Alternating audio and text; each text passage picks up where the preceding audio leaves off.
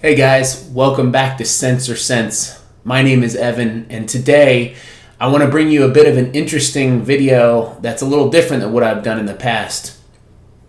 I want to talk a little bit about cars and how I've owned at least the last 4 cars without really paying much out of pocket, if anything out of pocket, other than insurance and small amounts of maintenance. So all the cars I'm going to be talking about today are going to be BMWs. I've owned quite a few of them over my lifetime. I own a Subaru, I own a Dodge pickup truck, I've owned a lot of other vehicles as well, but I'm going to talk about how I've managed to basically parlay or utilize my positive equity, and I said that right, positive equity in cars to get nicer cars over time and ultimately not really spend much of my money over the last at least close to 10 years now at this point. So if you like this kind of topic, I'd love to hear about what you guys think about it. I'd love to know in the comment section if you've managed to do this. Please like and subscribe to the channel. At the very end, we will talk a little bit about how you guys can do this as well. So I have owned since 2015, I've owned 4 BMWs, and those BMWs were a 2016 F80 BMW M3 with dual clutch transmission, and the second car that I owned was a 2018 BMW M3, also an F80 with a manual transmission. The third car I owned was a 2018 BMW M2, the original M2, the F87, just non-comp M2. And now I currently own a 2020 F87 BMW M2 CS in manual transmission.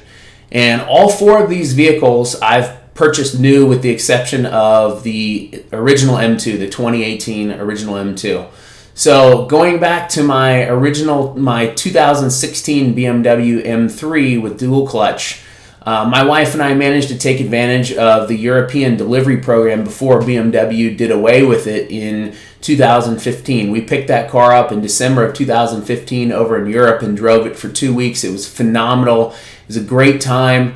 I wish BMW would bring it back. It would be honestly one of the things that I would go back to BMW and possibly buy a new car for. But they discontinued it during COVID for obvious reasons. I don't know why they haven't brought it back. They did have a significant discount of about 7% on the car when they had European delivery. The only car makers that I know that still do European delivery are Volvo, Mercedes, and Porsche.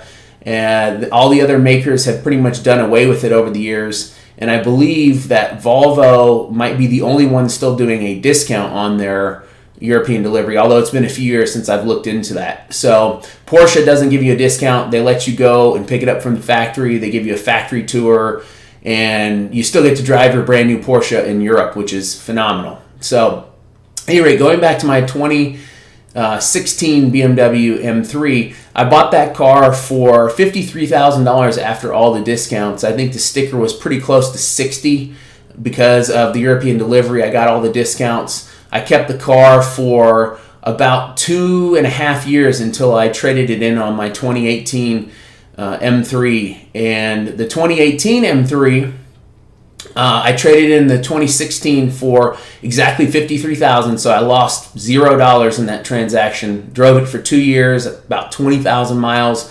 I put a rear set of tires on it and paid insurance. I didn't even have to pay for any upkeep or maintenance. That was all included with the 2016 BMW M3. The 2018 I bought in manual transmission. I paid $61,000 for it. The MSRP was around $63,000, but after taxes and everything like that, it was about $61,000. And I only kept this car for about 8 or 9 months. I liked it, but it didn't turn out to be what I thought it was going to be. I just didn't like the bigger size of it with the manual transmission. It didn't seem to work as well as the DCT. So I decided to go ahead and trade that in when a 2018 used M2 came on the market.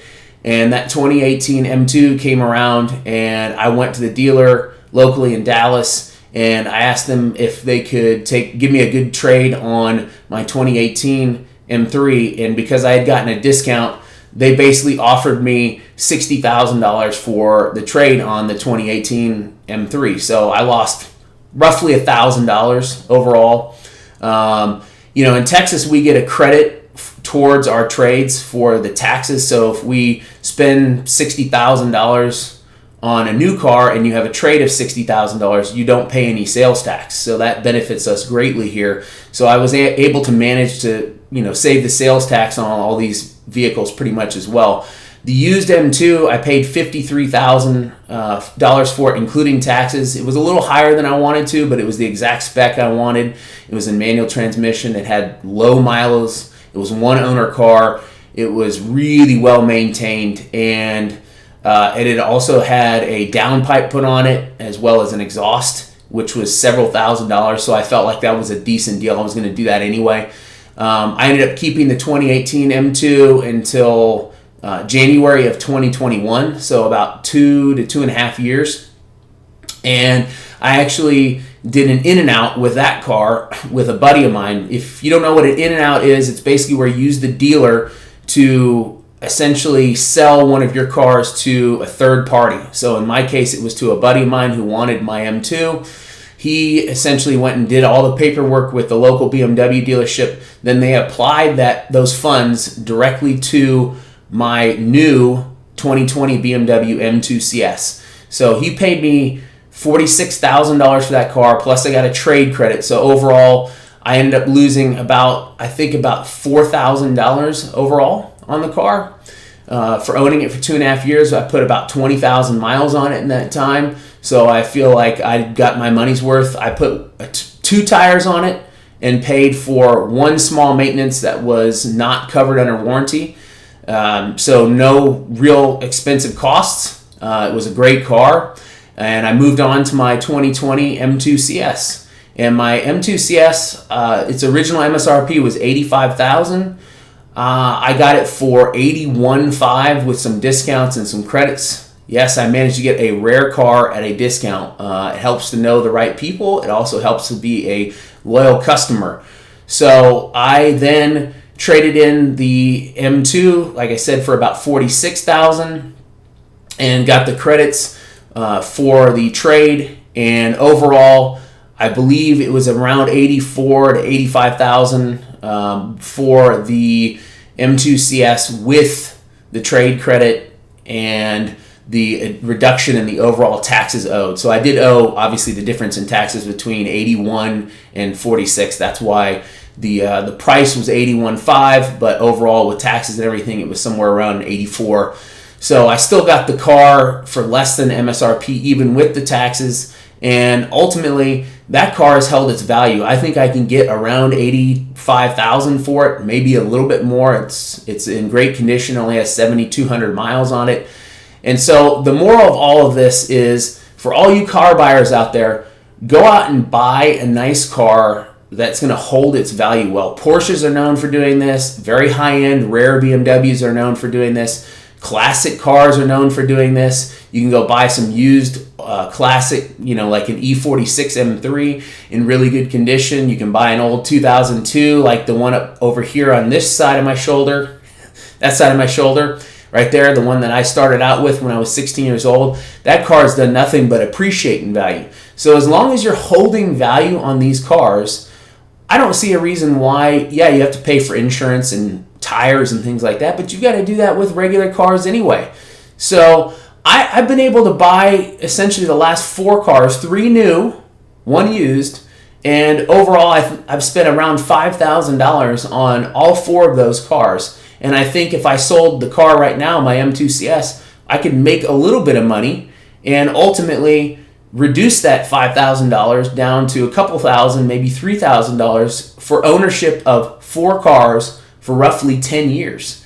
And so I think this is one method that you can basically take your money from a previous really high-end car that's held its value well, and you can parlay it, move it over to a new car, get the reduction in taxes, also build rapport with your dealer, and therefore they can get you better cars in the future. Maybe you can skip some of the lines. I haven't been able to do that with Porsche yet, but that's going to be my next vehicle. Some Porsche is going to be my next vehicle, and I'm hoping to buy a Porsche at some point in the next few years for a price around MSRP on a spec of a car that I can spec out and build at the factory, hopefully, or a used GT Porsche, GT3, GT3 RS.